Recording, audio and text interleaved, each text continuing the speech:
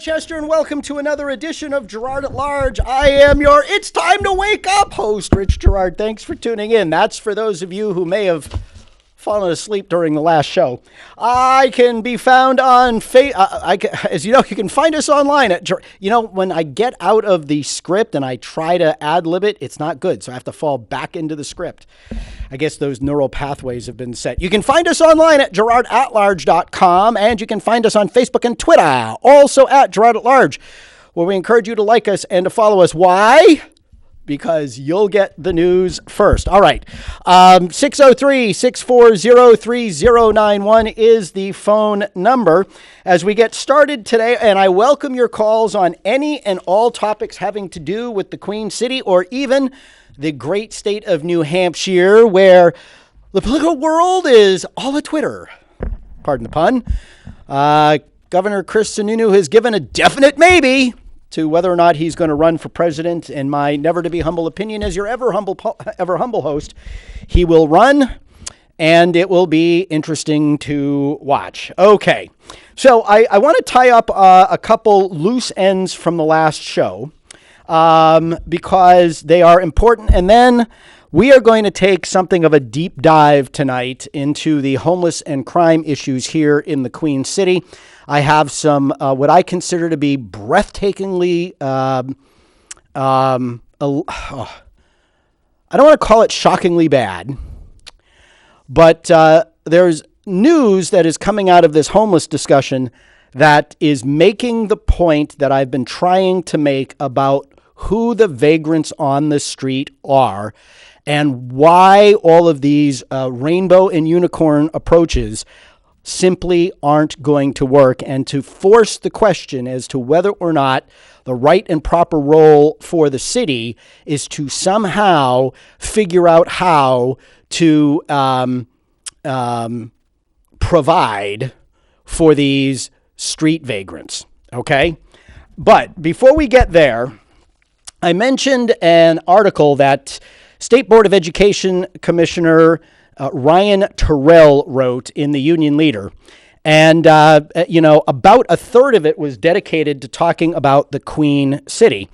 And I want to read it to you word for word because it really underscores the hard left turn that the schools in this city have made. Schools, by the way, which according to recent headlines, are for the third time in 5 years looking to hire somebody to do another facility study. Unfortunately, one of the facility studies was in my office, which I did not get a chance to go to, but I wanted to take that facility study along with which was done after I left the board and put it on top of the facility study that was done when I was on the board because the pile of paper from those facility studies literally would have been about this high.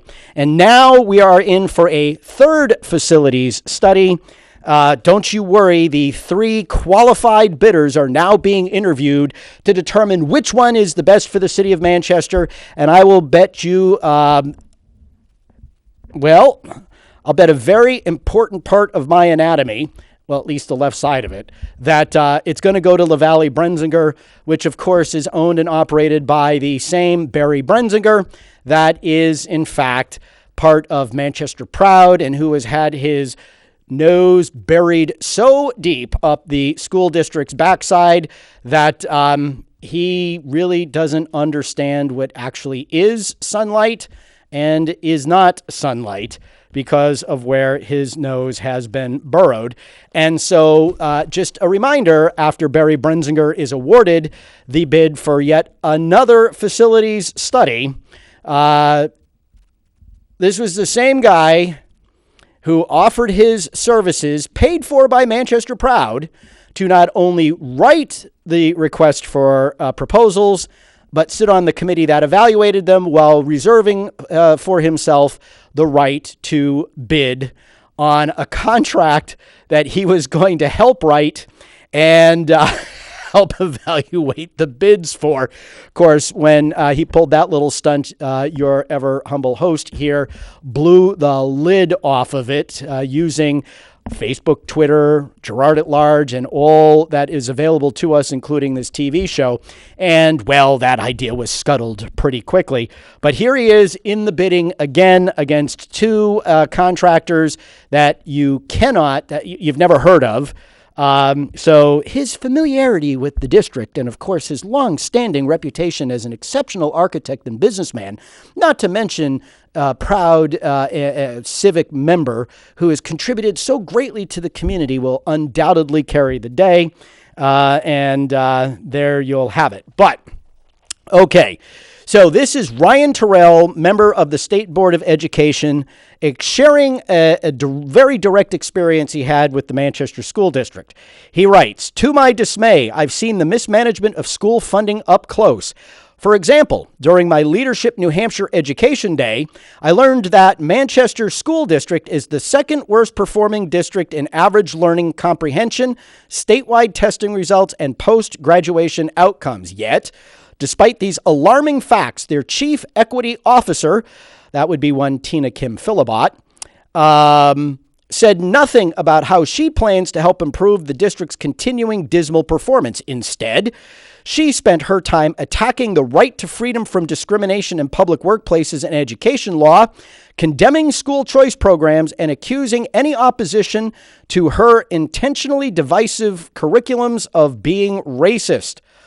To make matters worse, the diversity professionals now employed by school districts and administrative units are paid up to $153,380, and she's not far from that.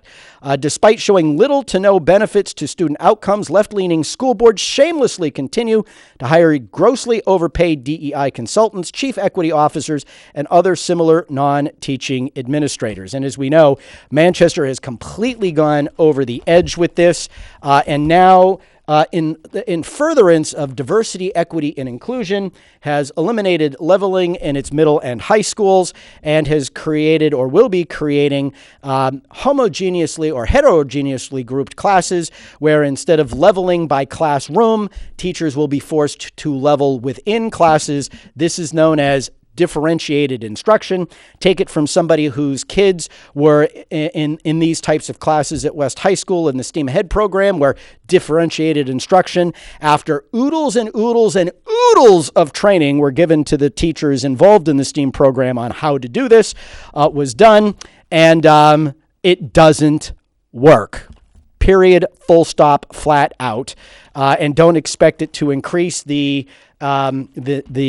quality of outcomes from the the AP classes, et cetera, et cetera. It is a train wreck. It is a disaster. But don't you worry, because equality of outcome being the goal, you'll see the results start to show equality of outcome as the bar continues to drop in the Manchester School District. Okay, this item caught my eye.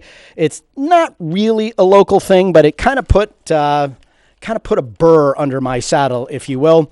Bill would raise cost of candidate filing fees. So, there's this great debate in New Hampshire about whether or not we should move our primary from September to an earlier date.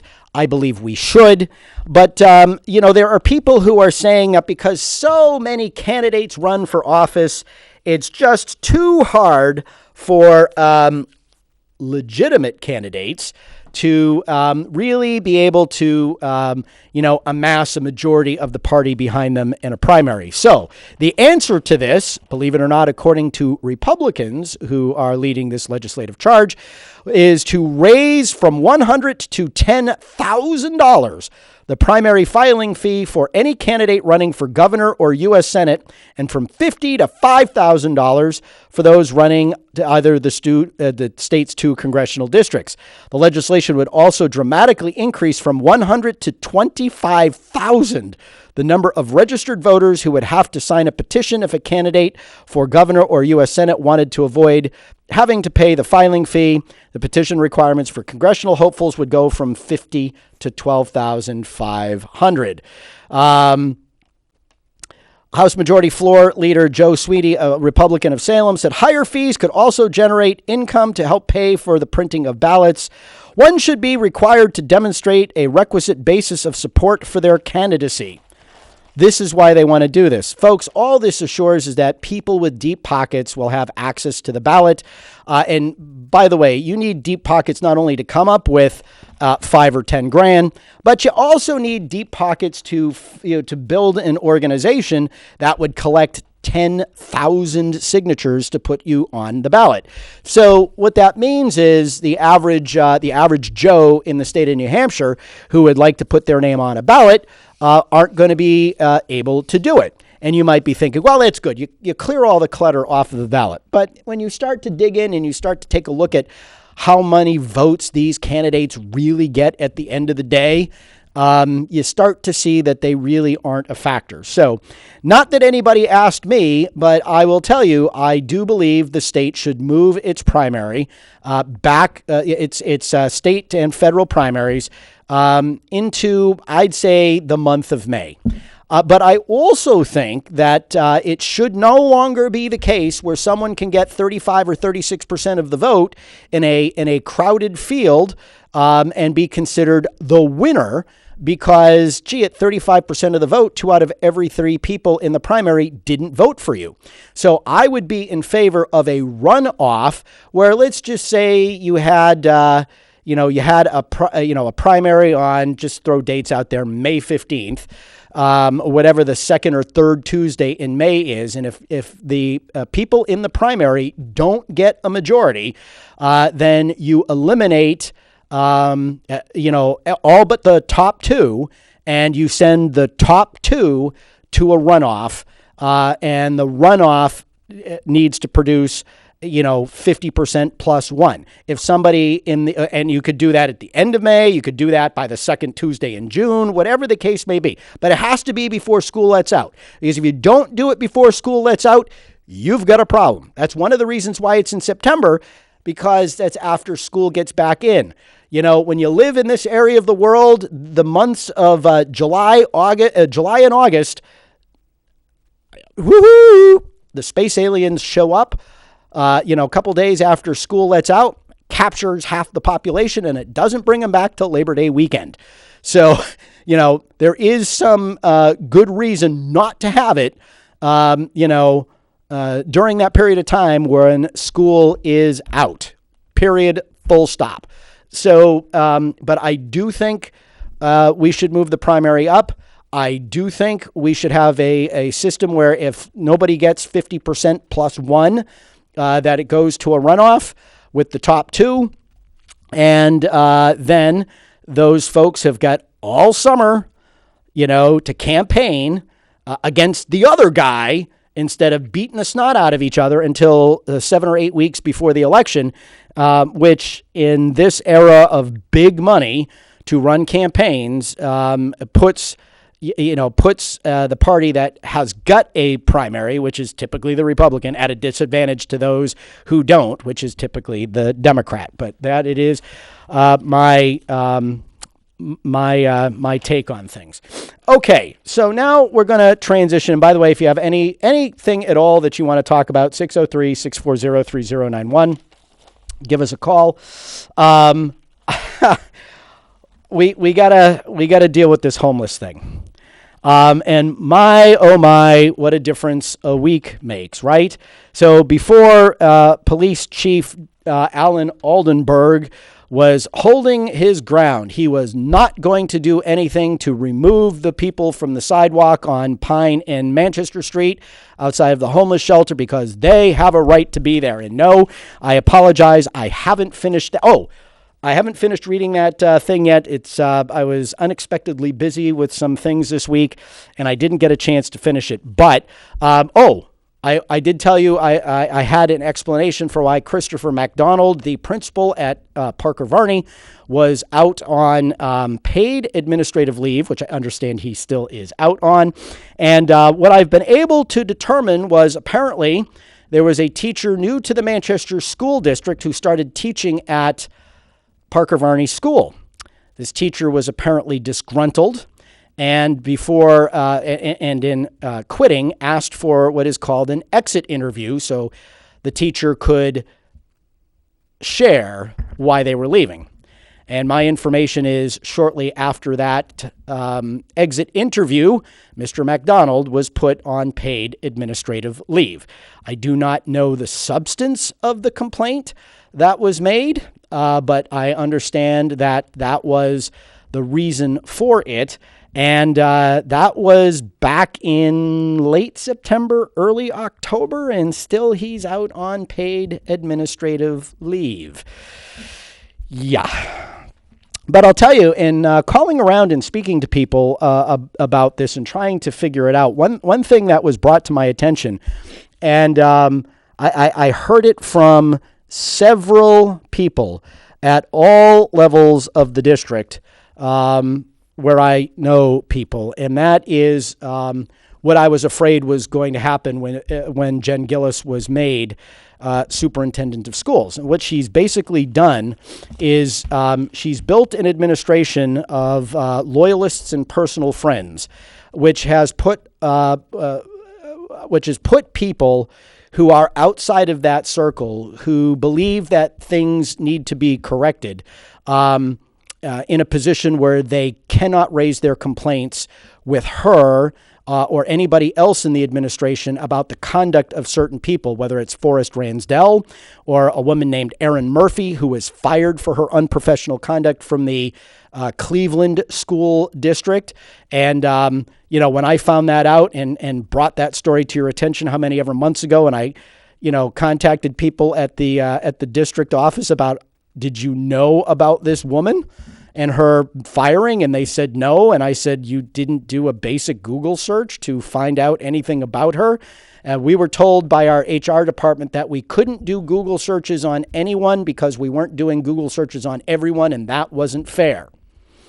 And this Erin Murphy person has been removed from, for example, supervising Central, whose staff was so offended by her behavior and attitude toward them, they refused to work with her. So Central was taken out of her network, and apparently her reign of terror continues throughout the district. But Jen Gillis thinks she's all that in a bag of chips, so any complaints about her or any of the other acolytes and toadies she's put into positions which they really are not qualified for, like, Ransdell or others, there are a lot of people who just decided that they're going to go to work like this and do this and hope to make it through the day. And that includes a lot of things that I can't get into at the moment, but hope to be able to do soon. So MacDonald, allegedly, according to my sources, out because of a complaint by a teacher who quit. And that is all I can share because it's all I know. So there you have it. Okay, back to this homeless stuff. Now, as you remember, and we were pretty unhappy with the response of Chief Aldenberg, who maintains that they have a legal right to be on the sidewalk.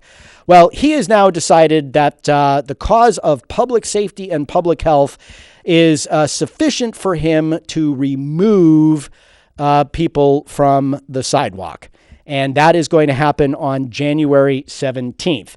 Now, people keep acting like what's happening on the sidewalks and whatnot is more or less a victimless crime. But I want to go through some things with you folks.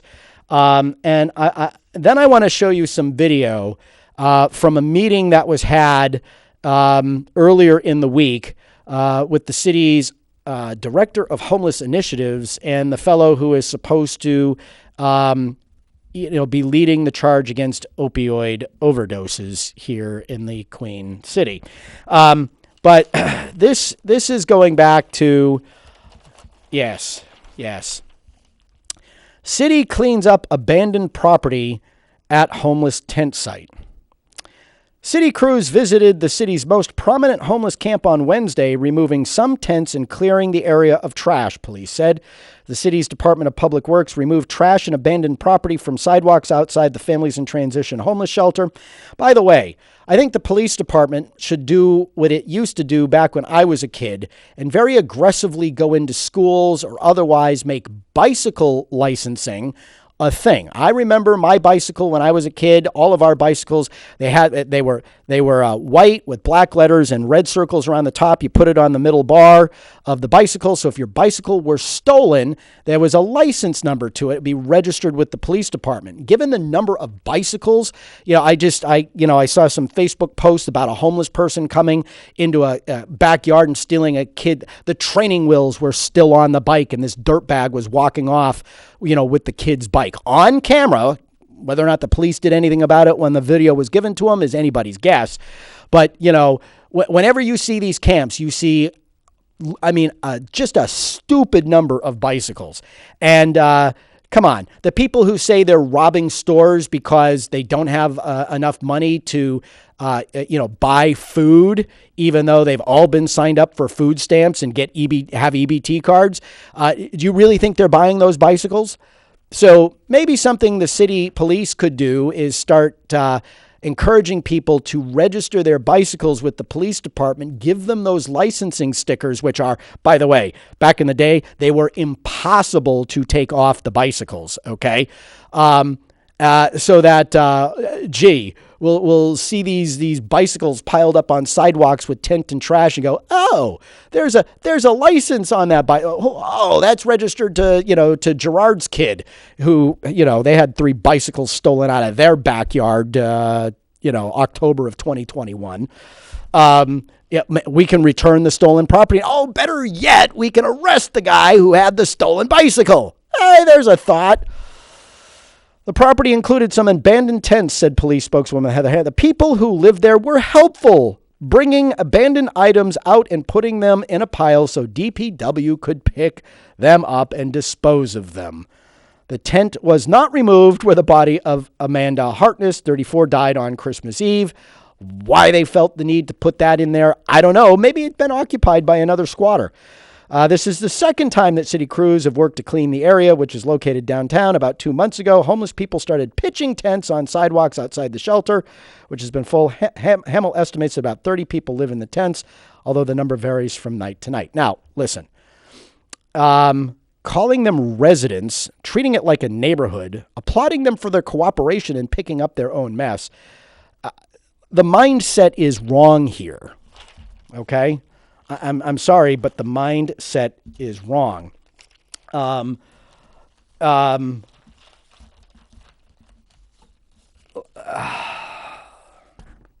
to read a couple other things because I think the way we're going about this is wrong. And I'm going to try to point it out to you. This is after the encampment must be vacated. This is where Oldenburg all of a sudden found his the nerve, the basis to take care of the sidewalk. Okay. Manchester officials have given residents of a growing homeless encampment along Manchester and Pine Streets until 12 a.m. next Tuesday, January 17th to move, citing increased public safety and health concerns. Okay. Why are we calling them residents? They're vagrants. They are not residents. Tents are not homes. Sidewalks are not inhabitable property. Neither are parks. Neither is the land under a bridge. They are not residents of anything. They are squatters and they are vagrants. Okay? There was a house that caught fire in Myrtle Street because homeless people broke in and to stay warm started a campfire inside the building. Now, this happens actually quite a lot. Are we going to call them residents of the vacant property? Or were they squatters, vagrants, and frankly, criminals for breaking and entering and trespassing? They're not residents. Are they going to arrest the vagrants who caused that property to catch fire and burn? Are they? That's, whether they intended to or not, that's arson. Who's going to pay for that? Oh, don't worry, Girard. It'll be the insurance company. Of course it will. That just means, and by the way, if you take a look, because insurance is part of what I do, and I have what's called a personal lines thing, so I'm involved with auto, home insurance, and whatnot. Do you know how much more expensive it is to have car and home insurance in the city of Manchester? Do you? Do you really? You should know that. The City of Manchester's community response teams, as well as nonprofit partners, including 211, will be on site to continue daily outreach to connect individuals with available services, including treatment for both mental health and substance use disorders. Manchester Fire Chief and Emergency Management Director Ryan Cashin said in a news release, I don't have any problem with outreach and trying to get people to take advantage of services. But in the meantime, while everyone's fretting over where these people are going to go and what's going to happen to their stuff, every story mentions that the city provides storage of belongings. And now, because remember, they turned the senior center on the west side, the Cashin Center, into a, drumroll please, emergency homeless shelter from 7 p.m. to 7 a.m. So now, not only are the taxpayers paying for all of this cleanup and disposal, they're paying for the storage of personal belongings of homeless people, the vast majority of which are, I shouldn't say the vast majority, but so much of which are stolen. Now we're paying to bus them to and from their encampment on Pine and Manchester Streets to the Cashin Center. So now you're paying to limousine people from a tent city to a senior center. And don't think for a moment the people who frequent the senior center are happy about it. And now, in addition, Aramark, who is the city's cleaning contractor, is now performing deep cleaning and sanitization every morning, including electrostatic sprayers and disinfecting of services. A total of 12 people, when the first night it opened, 9 males and 3 females used the Cashin Center shelter Friday night. 2 left during the night, probably because they wanted to get high, and the remaining 10 boarded a bus the next morning to be taken back to their encampment area. Aren't we nice? Of course, probably not a bad idea to pick them up and take them out of there, because what's next door to the senior center on the west side? Oh, that's right, West High School. Yes, yeah, perfect place. Yeah. Now, the next day was this meeting, and I actually got to watch most of that meeting today, as a matter of fact. And I want to go over a couple things here in this article. This is where we hear from our police chief. Now, one of the people at this meeting basically said we should okay, I also feel for the homeless people who are viewed as second-class citizens. They complain about cleaning excrement off the street. Put a porta potty out. If we don't give people chances, they're not going to change. Now, with all of the daily outreach going into these camps, where we send paramedics so we can take care of their scrapes and boo-boos and, help them with whatever health issues right there on the sidewalk, because God forbid we take them to the shelter itself, where there is a medical facility specifically geared towards providing the homeless with care. We need to remember the last time after Glenn R.J. Willette's great crusade to put porta potties at Veterans Park. Just a reminder, within a couple days, those things were completely trashed, totally vandalized. Unspeakable things were happening inside them. And, not for nothing, the hand sanitizer, well, apparently homeless people ripped those off the wall and ingested the hand sanitizer so they could get high.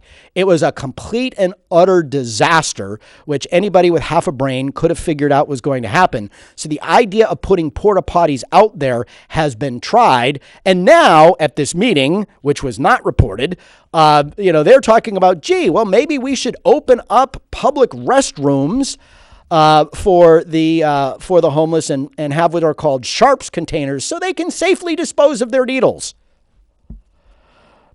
I don't know about you, but I'm not really interested in paying for the significant police presence and the significant cleaning effort that is going to be necessary so that the homeless have a place to go. Okay, so what do? I'm going to get to that. But Manchester Police Chief Alan Aldenberg complained that a male in the homeless encampment on Manchester and Pine Streets accidentally set his shirt on fire as eviction notices were being distributed Monday. The man refused medical treatment. Aldenberg said the incident highlights the issue of public safety at the encampment, saying the man's shirt had caught fire while he was inside if the man's shirt had caught fire while he was inside a tent, the flames could have spread to surrounding tents. Now, the question is, how did the man get caught on fire? Well, we've seen several of these fire incidents. We saw one behind Motorcycles of Manchester where an explosion killed a man.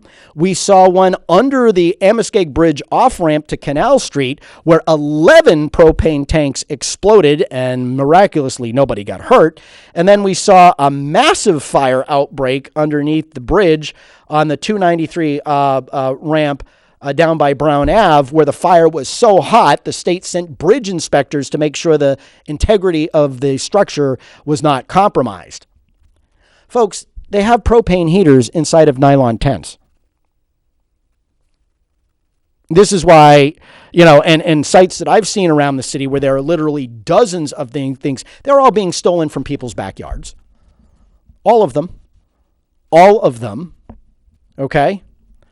And when I was running for mayor and I sat down with the fire department, I said, why aren't you going in and shutting these things down?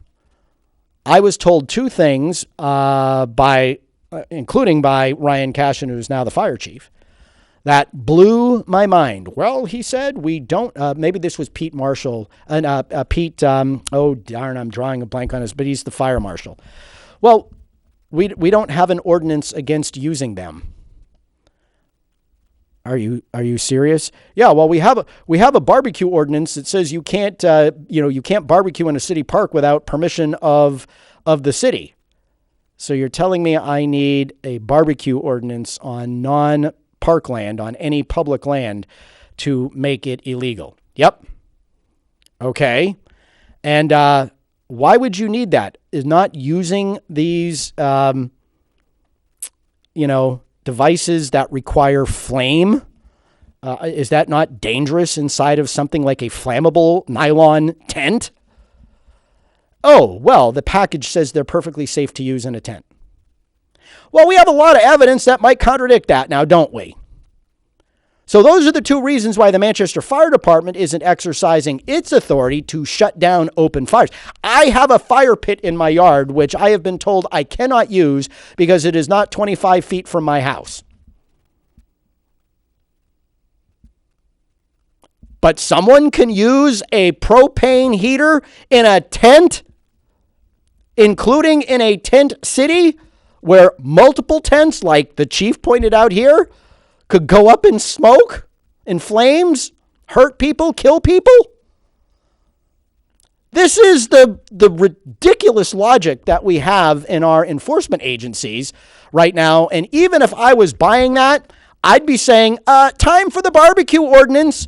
Sorry, can't have an open flame in a city park, under a bridge, on a sidewalk, any public right of way. If I can't use a legitimately built fire pit, which is surrounded in concrete, because I'm 22 feet away from my house instead of 25, how can it be, because that's a public safety issue, how can it be that open flames in a tent are not? Just something for you to consider. So, we want to be sure that if we're vacating a camp or moving people, that it's a logical and legal and ethical way of doing it, Aldenberg said. The public safety health concerns, that's reason enough for me to get behind and say, okay, they got to go. But the question becomes, said the chief of police, where are they going to go? That's for the folks in the outreach community to figure out. That's the complicated part. Talks about the city providing storage. Oh, the ACLU. Well, listen, the ACLU threatens people It threatens the city with lawsuits if it does stuff that it doesn't like. Emily Gray Rice, the city solicitor, and Joyce Craig are wholly owned subsidiaries of the ACLU. They not only agree with their politics, they're afraid of angering their base because the ACLU will come after them. And so we are letting threats of lawsuit by the ACLU determine how this city acts. My opinion is we should fire the city solicitor and find somebody who understands that the city of Manchester, as a government entity, has a vested interest in securing the public health and safety of the general community, and allowing these camps to fester and despoil every place they go is contrary to that right, and is also contrary to the rights of affected private property owners who are deprived of the what's known in the law as the quiet enjoyment of their property. Those property owners and those business owners have a right to the commercial traffic that supports their livelihoods, and somebody's presumed right to piss on a sidewalk or sleep in a tent does not trump that. Okay? And while we're at it, okay, I was going to read this, but this would be a great time to play this quote. Now, Robert, who you're about to see, was a self-identified homeless person who went to this meeting at the Rex Theater between the city's director of homeless initiatives and new overdose prevention czar, or whatever the hell they call them, and business leaders generally. He is homeless by choice. He is an admitted drug user, and as you will see, he has a belief that just because he wants to be on a sidewalk in a park or otherwise homeless means that you and me have to accommodate his, quote, right. Here we go. Done a lot of prison time. I'm actually an active user now. I go to the needle exchange. I pick up needles on the street when I see them. I put them in my backpack. I bring them to the needle exchange. I turn them in. I don't know, as far as nobody like moving and like wanting to stay on the streets. As part of the homeless community, this is my 6th year homeless. Homeless community. And that's by choice because I am an active user. And I've been in houses before with people. I had a fiance. I got kids. And because I could not control my using, I am no longer with them. Father of the Year. I have a lot of mental health issues, a lot of issues that happened when I was a kid growing up, a lot of anxiety. I know for me, the main concern for me is where can we go? That has been the #1 question from the homeless since we were living on the courthouse lawn. And we still have no answer where we can go. As far as staying on the street, no, but not everybody wants to be in a shelter. Not everybody wants that, like being watched. You know what I mean? It's almost like being homeless is a crime. Like we have to go places that people watch over us. Like we don't have the right to our freedom. We don't have the right to our own private living. So yeah, if a place could be put up where we could put our tents and stay, you know what I mean? Put trash receptacles, porta potties in there. And yeah, I get it. The police would have to come through every now and then like they do on the regular streets. It has to happen. But for people to have to like sit in a building with us and watch over us, I think that's half the reason that nobody wants to be in a shelter. That's why they live out in their tents like they do. No matter how cold it gets, that's our freedom. That's us being private. That's us having our own stuff and being able to live how everyone else lives. And the other concern is I know a lot of people break into places, steal from Hannaford's, Walmart, Rite Aid, whatever. A lot of that has to do with where does our food come from, you know? And I get it. Everybody could get a job. I understand that. There's a lot of resources out there. There's the, oh my God, complete labor. There's a new one on Union Street. So I get that. But then there's a lot of people that can't work, you know? Because they're But the number one concern for us homeless is where can we go? You know what I mean? Where we're not going to look down, we're not going to be looked down upon, we're not going to be a spectacle. Like, there's people that go by the shelter and take pictures of us. Like, I feel like a fish in a fish tank. You know what I mean? Like, it's a problem. It's a serious problem. Like, we get looked down upon because we choose to not live in a house. We choose to live the way we want to live, and if that means to live in a tent and on a sidewalk, then that's what we're going to do. And if the cops have to keep arresting us, then that's what they have to do. But we're going to do what we have to do to keep our private life to ourselves and not be in a shelter. Like, there's bed bugs in the shelter here on Manchester Street. You know what I mean? People getting bitten up and all that. Why do people want to go in there? It's dirty. You know what I mean? The new place, the warming station you guys have on the west side. I know you just opened it. There's no food. There's no shower. There's no, like, that's another concern for us is where do we go to clean? Yeah. You know, and the bathroom thing is definitely number one. You know, for safety for everybody, the people at their businesses, us who have to use the bathroom. You know what I mean? And even that, like, we'll go to Market Basket, and the people will stand at the door and wait for us to leave. Yeah. You know what I mean? And watch us, like, not watch us because there's obviously a door and a wall, but stand there and wait till we leave and then follow us out the store. Like, they're not better than we are. We're still human. Yeah. You know what I mean? We just choose to live a different way, to live our own standards, just like everybody else does. You guys have the right to live the way you want. We have the right to live the way we want. Well, all we want is a place.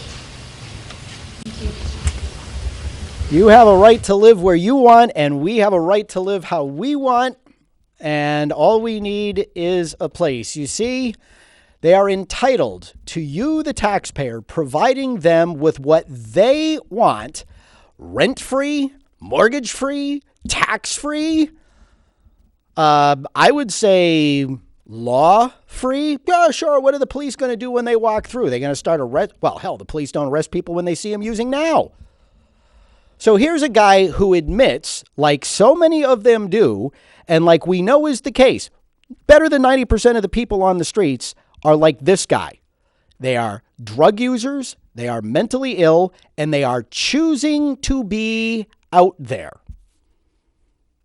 Why is it our obligation as a city to find them a place where they can shoot up, not get treated for their illnesses, and live the way they choose to live? Why do we need to surrender our sidewalks, our parks, our public lands? Why do we, as a city, need to come up with a place where they can go? Oh, and not just be, but provide them with toilets and showers and places to do all the stuff that those of us who choose to live in a house have. Now, I do know a place where they can have toilets and showers and sinks and beds and food. It's called jail. And I want to make a point here. I don't think being homeless is a crime. But I know illegal drug use. I know public defecation and urination. I know public fornication. I know littering and loitering and I know stealing. And it seems that Manchester police, since this all went down, I have the stories here, but, there were 3 big arrests. They arrested the father of the baby that was abandoned by Dennis Eckersley's daughter in the woods of Manchester. And they arrested a guy for 3 burglaries in Manchester. And they arrested another guy for vandalizing the welcome station at Veterans Park. All of a sudden, now the police are arresting these vagrants for the crimes they're committing. But so here's the point I want to make. Now, this Eckersley woman who was snorting coke the day she prematurely gave birth to her son and led police on a wild goose chase for more than an hour because she was afraid she would lose her tent. In one of the stories about this Eckersley woman, her mother is quoted in the paper as saying, Nancy Eckersley told the prosecutor her daughter has an open invitation to return home and live with her parents as long as she enters drug treatment. Alexandra refused. Now, this is not a one-off. We've heard stories of pregnant women who are homeless before, and we've heard the families come forward and say they can come home. And it's not just pregnant women, it's a lot of people. They have places to go if they'll enter rehab, or they'll take their mental health medicine, whatever it is, and they refuse. Now, same Eckersley woman, okay? For those of you who think I'm cold and heartless about wanting to arrest these folks, not because they're homeless, but for the crimes they commit against public order. Woman accused of leaving newborn baby in tent out on bail. Wait till you hear this one, folks. The woman accused of giving birth in a wooded area of Manchester and leaving the newborn child alone in a tent on Christmas night has been released on bail. By the way, how much did it cost? How many firemen and police officers were diverted from other things they could have been doing to search the woods of West Manchester for more than an hour because this irresponsible woman coked up, gave birth, dialed 911, and then lied to police about where the child was. Bail was originally set at $3,000 for Amanda Eckersley, 26. Several published reports Sunday indicate she was released on bail. She has pleaded not guilty. She was released on bail, get this, on conditions she have no direct or indirect contact with the baby, anyone under age 18, and here's the kicker, she live in either a sober living facility, live with a parent, or live at a residence approved by the state or court. So, the woman who told her mother that she wouldn't go into drug treatment in order to go home and get off the streets, now that she has been arrested and charged with some pretty serious crimes, has decided it's better to go to drug treatment than to be in jail. Folks, the truth of the matter is, these people will get away with whatever it is they can get away with for as long as we are willing to tolerate it. And they believe, as you heard Robert in the video say, that they are owed by this community and any other community that they're in the opportunity to pitch a tent wherever the hell they want, do the drugs however they want to do them, and otherwise be tended to for their medical needs, their food, their tent supplies, and everything else by the generous people all around them because they have a right to live as they want. And that, in their mind, is your obligation, our obligation, to provide it to them. My brother-in-law, as I've shared on this show many times, has been homeless in the Boston area for more than 20 years. My brother-in-law struggles with mental health issues and drug addiction. My brother-in-law, and I love these people, right? You get Victoria Sullivan out there saying we should be converting hotel rooms into places for the homeless, and we need to find more shelter and housing. She even went so far as to say that the old YDC property, the Sununu Center up on North River Road in Ward 1, should be converted. There was talk about the state. Of course, the state is pulling out of that. She wants the state to give it to the city, and she wants the city to operate it as transitional housing for the homeless and people like Robert. Well, let me tell you what's going to happen, okay? My brother-in-law has been given more free hotel rooms than you can shake a stick at. He's been in sober homes. He had this great gig where he was staying at the YMCA in Boston for $25 a month. And like so many of the homeless on our streets where the outreach workers sign them up for, welfare benefits, food stamps, Medicaid, and all. So when he has a coke overdose and he ends up having a heart attack and ends up in the hospital, don't you worry, taxpayers, you paid for that. Okay? The truth of the matter is my brother-in-law, who has been given all of this stuff, has literally been thrown out of every single free place, hotel room, hostel, YMCA, sober living facility, every single one, every single time. And on occasion, and yes, he steals bicycles, he steals tents, he steals all kinds of crap, which he then calls his own. And he gets mad. It's really kind of funny because when somebody steals it out of his tent or away from his plot of land, wherever he is, he gets really ticked off that somebody stole the stuff from him that he stole from somebody else. You can't make this stuff up. So you see, the only time my brother-in-law starts to become a normal human being is after he's been arrested, which has happened on a few occasions, and he goes to jail. And what happens in jail? He gets treatment for his medical issues. He gets treatment for his mental health issues.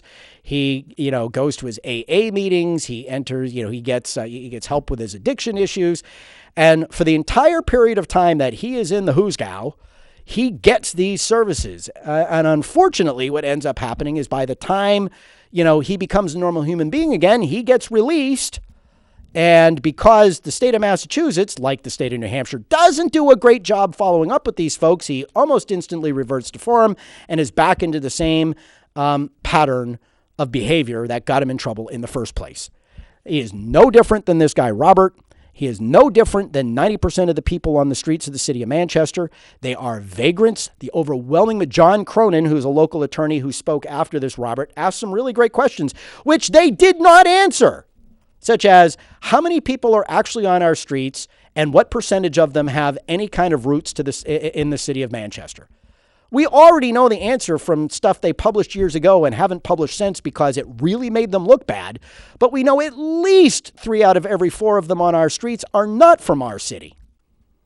So we have to visit the question of why are they coming here? That question was asked too. And could it be we're permissive? Could it be we don't enforce our laws? Could it be we have way too many social service agencies with good intentions providing them with food, clothes, sleeping bags, propane heaters, tents? Could it be? Could it be? I'm thinking it is. So, what do you do about it? The fact of the matter is, when people say the city can't arrest its way out of this, well, maybe not. But the city sure as hell can't get out of it if it isn't arresting people whose behavior violates the law. And in doing so, causes harm to private property and housed citizens. It's not just a kid's bike that gets stolen. It's not just, the stuff out of your car, the hubcaps. It's not the barbecue grill's propane tank. This stuff adds up. It demeans and diminishes our community and quality of life. It makes Manchester a magnet for all kinds of crime, and it causes people who are fed up to leave. That's happening in our city on a major scale. I don't believe people should be criminalized because they're homeless, and I don't believe they're quote-unquote second-class citizens.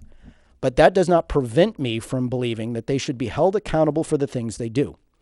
And what we need here in the state of New Hampshire and in the city of Manchester is police and city solicitors who are willing to find ways to enforce the law, who are going to issue the citations and slap on the handcuffs when people break the law.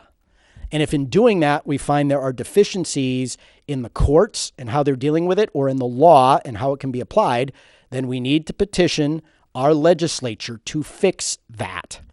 And in my opinion, every county in the state of New Hampshire needs to come up with a plan so that people who leave its jails have the transitional housing and services they need, so that people who are released from the Carroll County Jail as model prisoners who have reformed themselves and have got bright futures 9 days later don't end up dead on the streets of Manchester. Why was she here? Was there nothing for her in Carroll County? Probably the case.